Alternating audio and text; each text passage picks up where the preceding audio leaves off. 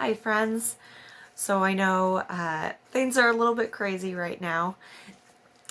Even we as a church have had to make some tough decisions regarding worship and regarding Bible studies and meetings and youth group. And although we cannot meet, that doesn't mean that we stop looking at the Word. That doesn't mean that we stop caring for each other, praying for each other. So, what I wanted to do while we are separated in this time is I wanted to take a look at the last words of Jesus for this week. Because this is a series that we've been doing for Lent, and the words that we look at this week that Jesus says up on the cross are, my God, why have you forsaken me?" Which are some of the most heartbreaking, intense words that we hear Jesus speak on the cross. And they might even apply a little bit to how you might be feeling right now in the midst of what seems like chaos. And so, what I do want you to think about first and foremost is, have you ever felt forsaken? And it might not be by God. So, first, think about that. Have you felt forsaken by your parents or friends? And then the next question would be, have you ever felt forsaken by God? That's a really strong word. And so I wanted to take a look at one of the stories in the Bible that really does a great job of painting a picture for us of what it looks like when someone feels forsaken by God, and that's Job.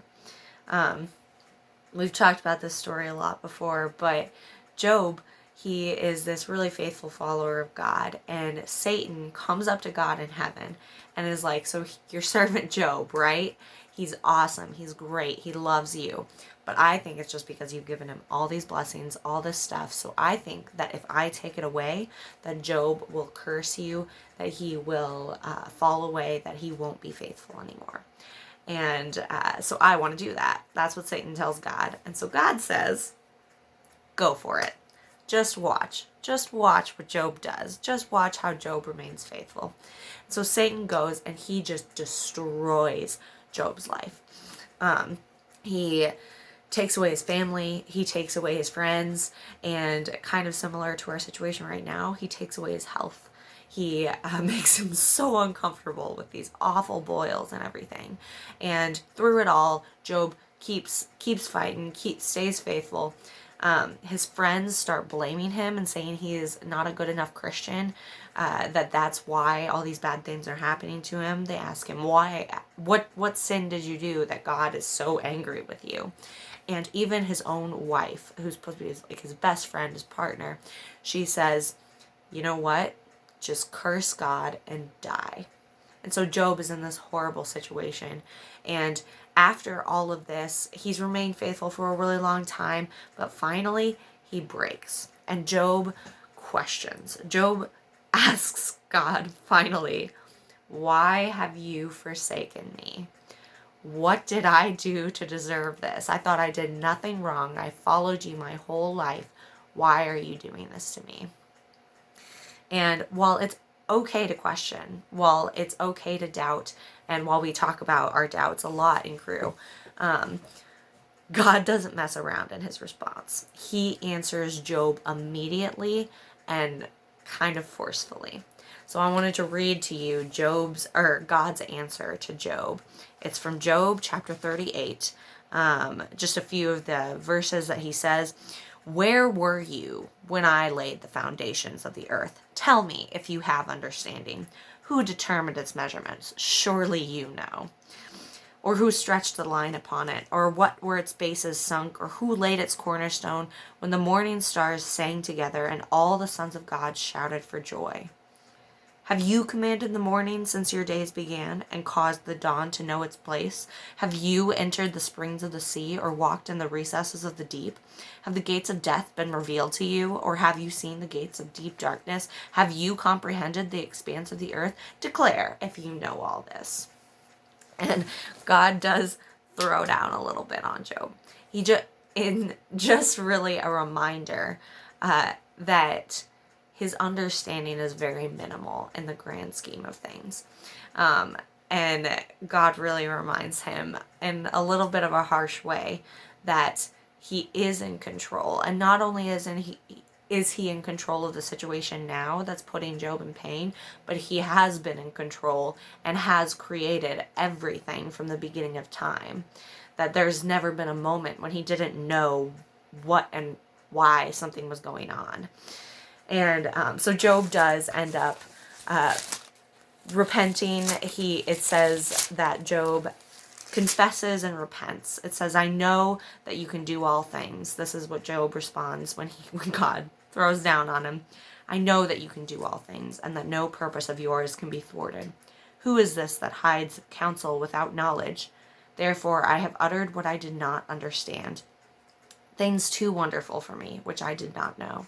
Hear, and I will speak. I will question you, and you make it known to me. I have heard of you by the hearing of the ear, but now my eye sees you. Therefore I despise myself and repent in dust and ashes. And while we don't necessarily need to despise ourselves because of our questions, it does show that Job finally realizes, okay, God does have this in control. And he has been reminded that although it might seem that way, God has not forsaken him. And you know what book comes right after Job? Is Psalms. And Psalm 23 reminds us that even though we walk through the valley of the shadow of death, we will fear no evil. For God is with us. His rod and staff comfort us. It says, surely goodness and mercy shall follow me all the days of my life, and I shall dwell in the house of the Lord forever. There is such confidence in the Psalms in that God will comfort us, that God will not fail us. And what I just wanted to remind you all today is of just a couple of the promises that God has given us in the Word.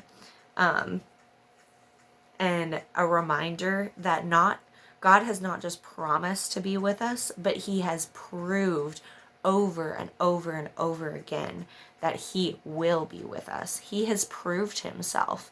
And when he responds to Job in such an intense way, it's not because he's mean or angry. It's because he knows that we have the evidence that we can look to know that we have nothing to fear. And so as you go through quarantine or whatever might happen in the next few days, whatever happens, know that God is in control. And that's not like some cheesy, lame Christian statement or whatever. It's accurate. It's true. And if you need that reminder every once in a while, go to the Psalms, go to Job, go to the Word where God promises to be there for you over and over and over again. Though the kingdoms totter, though the mountains rage and fall, God has told us and reminded us that we can be still because he is in the midst of us. We will not be moved. We need to be still and know that he is God, that he has been in control from the beginning of time, and that we truly have nothing to fear.